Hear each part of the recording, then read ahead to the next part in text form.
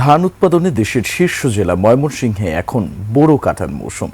তবে উৎসবের আমেজ ছাপিয়ে সেখানে বিরাজ করছে হাহাকার। একে তো চড়া মজুরিতেও মিলছে না শ্রমিক, তার উপরে তীব্র হয়েছে হারভেস্টার মেশিনের জ্বালানি সংকট।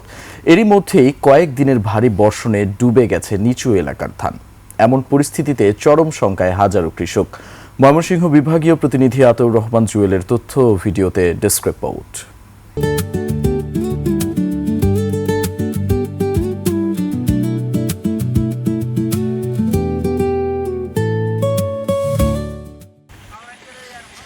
হাতের নাগালে পাকা ধান, অথচ চোখে আনন্দ নেই ময়মনসিংহের কৃষকদের। চারদিকে ধানের মৌ মৌ গন্ধ থাকলেও অভাব কেবল ধান কাটার শ্রমিকের। 1 বিঘা জমির ধান কাটতেই গুনতে হচ্ছে 3200 টাকা, মাড়াইয়ের খরচ আরও 700। শ্রমিকের বিকল্প হিসেবে কম্বাইন্ড হারভেস্টার ব্যবহারে খরচ 1700 টাকা কম হলেও সেখানেও বাধা জ্বালানি তেলের তীব্র সংকট।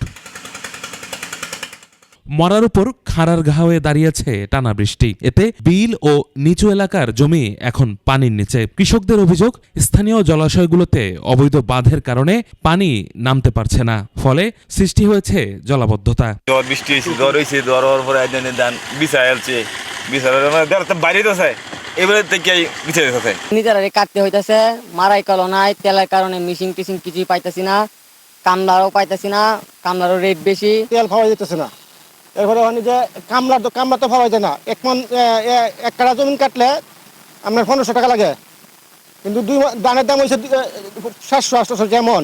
এদিকে কৃষকদের দাবির প্রেক্ষিতে অচিরেই অবৈধ বাঁধ অপসারণের আশ্বাস দিয়েছে প্রশাসন। 5টার মতো এরকম মাছ চাষের জন্য যে কৃত্রিম বাঁধগুলো দেওয়া হয় সেরকম বাঁধ অপসারণ করেছে, এবং 2 নং ইউনিয়নের যেটা আমাদের বাল্কি বিল বলা হয়, এখানে প্রচুর লোকের ধানি জমি আছে।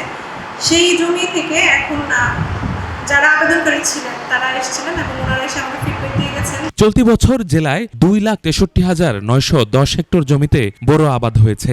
উদ্ভূত পরিস্থিতি মোকাবিলায় কৃষি বিভাগ জানায় অগ্রাধিকার ভিত্তিতে জ্বালানি সরবরাহের পদক্ষেপ নেওয়া হচ্ছে। কম্বাইন হারভেস্টার অথবা থ্রেশার মেশিন যেখানে যেটা আমাদের অ্যাপ্লিকেবল সেখানে সেটা আমরা প্রয়োগ করব। সেই জন্য ফুয়েলের ব্যাপারেও আমাদের জেলা প্রশাসন থেকে গতকাল নির্দেশ দেওয়া হয়েছে। আমরা একটা জুম মিটিং ছিল, আমরা সেখানে উপজেলা প্রশাসনকে নির্দেশ দেওয়া হয়েছে। এবছর জেলায় বোরো আবাদ হয়েছে 2,63,910 হেক্টর জমিতে। এই মুহূর্তে অবৈধ বাঁধ অপসারণ আর নিরবিচ্ছিন্ন জ্বালানি সরবরাহের দাবি প্রান্তিক কৃষকদের। ইউসুফ হাসান নাইম, 21 টেলিভিশন।